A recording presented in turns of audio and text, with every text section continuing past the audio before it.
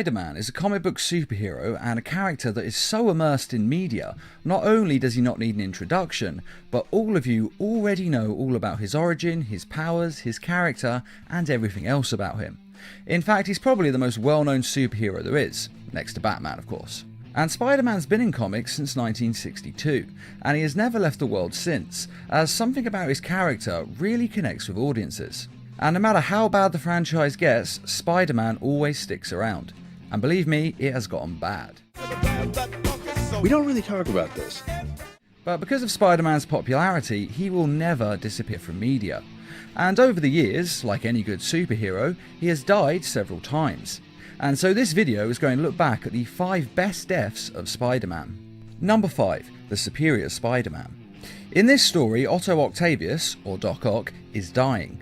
Basically, his body is rotting away after being put through too many super fights over the years. And even though he tries everything he can, he still can't fix his body, and he is going to die. But he decides not to give up, so he can't fix his body. So what? He'll just go get another one. And what better body to get than Spider-Man's? He's a hero in his prime, healthy, and has superpowers.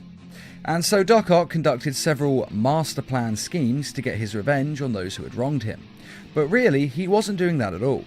You see, each time Spider-Man beat him, he had to use a helmet to link his mind to Doc Ock's Octobots. And Doc Ock had designed it that way, so that he could map Spider-Man's brain. And then Doc Ock switches his mind with Peter Parker's, and takes over his body, and Peter Parker dies inside Doc Ock's body. It's an incredibly dark death, and a lot of fans, myself included, didn't like seeing Peter Parker go out this way. It is different to see the villain win, sure, but it shouldn't have ended like this, as it was just so unfair to Peter Parker.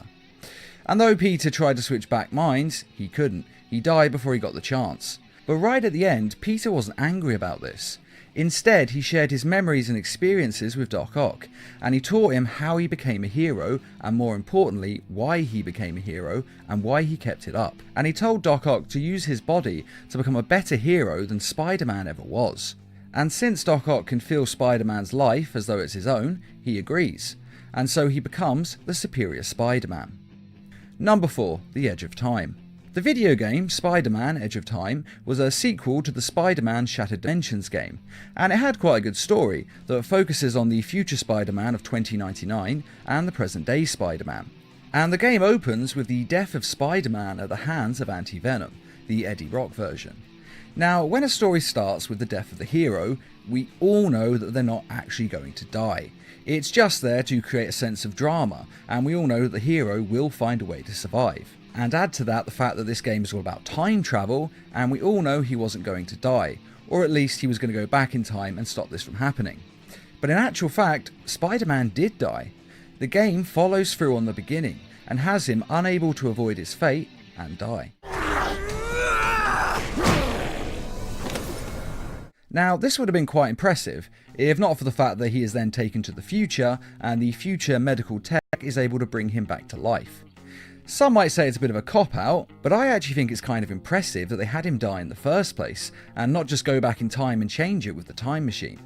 Yes, going forwards in time isn't much better, but it is a little better. And the best bit about this death is that Spider-Man knows he is going to die, and yet he still goes into the fight anyway, because it's the right thing to do, and heroes do what is right no matter the situation or the risks involved. And this really shows us Spider-Man's character and his unwavering morals of doing what is right, even if he has to sacrifice himself in the process. Number 3. The Spider-Verse. The original Spider-Man in this universe is the one that we're most familiar with. Bitten by a spider, his Uncle Ben died, and he became one of the greatest heroes in the world. We all know the story. And he was what Spider-Man should be, a brave and bold hero who fights his best against supervillains and helps people no matter what. But unfortunately in this case, the Kingpin was able to take him out.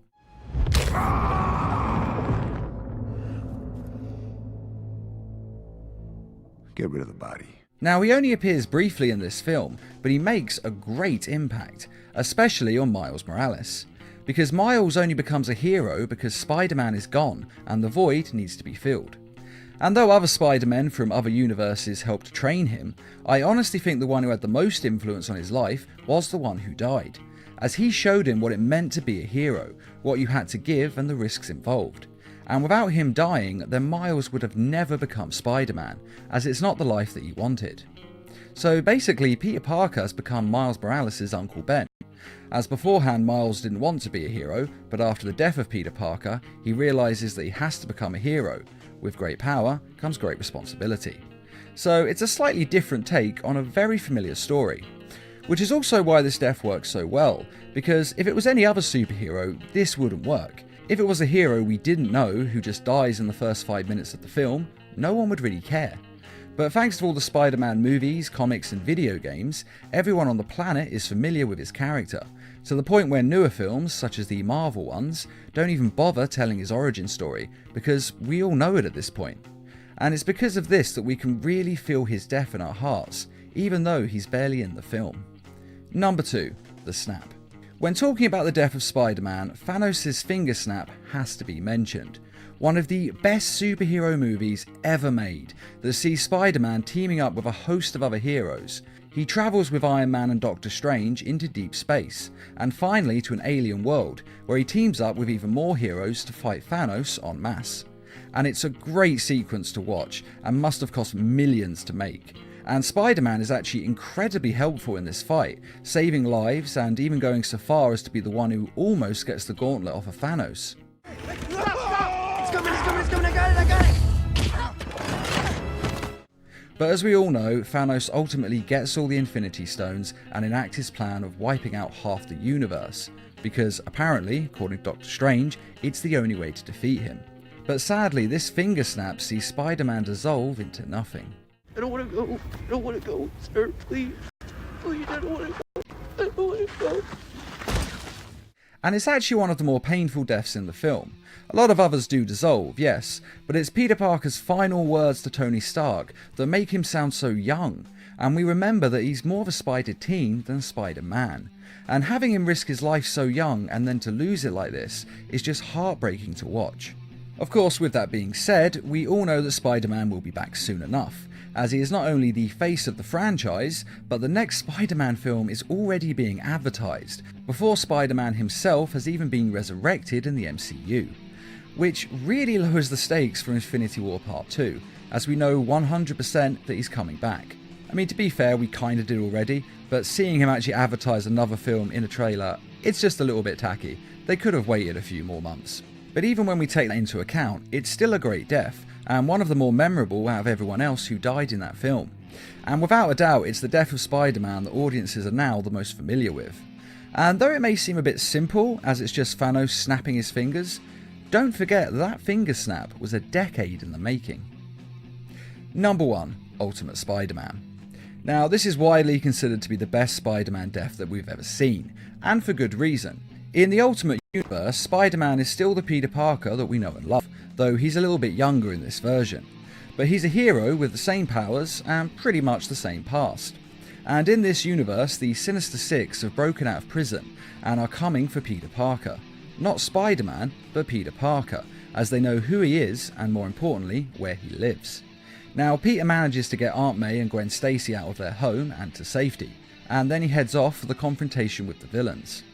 And his end really begins on the way there when he takes a bullet intended for Captain America. And obviously a bullet wound is the last thing he needs when he has to go fight some of the most powerful supervillains in the world. But he is Spider-Man, and so he manages to work up the strength to stand. Now, he can't go to a hospital without giving away his identity, so instead he webs his wounds as closed as possible and gets web-slinging home. He could have obviously gone somewhere else to get patched up, but he desperately needs to get home because he's scared they're going to hurt innocent civilians. And I have to say that doing all of that with a bullet wound takes a willpower made of iron. And then when he arrives home, there is a truly epic showdown, which sees Electro, Sandman, Vulture, Kraven and Norman Osborn versus Spider-Man and the Human Torch and Iceman, who at this point in that universe have been living with Peter Parker. Now, you may have noticed I only listed 5 of the Sinister Six there, and that's because Norman Osborn has killed Dr. Octavius. When the Doc said that he didn't want to waste time killing Spider-Man, he just wanted to get on with his life. But the fight with the Sinister Five still has quite a few eventful moments. But my favourite moment is without a doubt when Aunt May returns, gun in hand, and guns down Electro.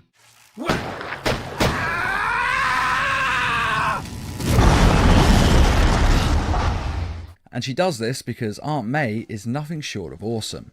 Now this fight is huge, and Spider-Man and the others take out as many as they can, until finally it ends with a one-on-one fight between Spider-Man and the Green Goblin. And just as the two of them are staring each other down, they are then interrupted by Mary Jane Watson, who is driving a stolen van, and she drives it straight into the Green Goblin, crushing him. Because MJ is pretty awesome too. But the Green Goblin isn't finished yet, and he gets back up, only to be knocked back down by Peter Parker, who lifts and throws the van on top of him with such force that it explodes. And this final feat of strength takes the Green Goblin down, which is good, because it also took everything that Peter Parker had left, and he collapses to the floor and dies from his injuries. And he dies happy, because he is able to save his Aunt May's life. He couldn't save his Uncle Ben, and the guilt of that defined the rest of his life, but this time he does the right thing and he saves his Aunt May, and he is able to die in peace, safe with the knowledge that his mission is complete. It's a very touching end that is actually very well written and thought out, and with Miles Morales taking over the mantle of Spider-Man, it wasn't just a normal, okay they're dead but they'll be resurrected in 6 months. Instead of this, they actually made a very emotional story about a hero who's willing to sacrifice everything to save those that he loves. And killing off Peter Parker like this for real was a great move to my mind, as it shows us that the stakes on these heroes' lives are real, and these people are truly heroes as they are willing to give their lives to save others. I do actually like the character of Peter Parker, and I did want him to survive, but I like it even more when writers follow through on their deaths, as I'd rather that a character either stay dead or just never die, rather than have them pop back to life every 5 minutes. And also, like the Spider-Verse film, Peter Parker's death led to Miles Morales taking over the mantle of Spider-Man, in an attempt to live up to the Peter Parker legacy. And personally, I think having him take over as the new Spider-Man was a fantastic idea, because Miles Morales is actually one of my favourite Marvel characters. And that is Spider-Man's 5 greatest deaths, though I'm sure we all have different opinions on which one of these deaths was the best. So which of these deaths was your personal favourite? And are there any other Spider-Man deaths that you think should have been on this list? Be sure to let us know in the comments, and I'd just like to say a quick thank you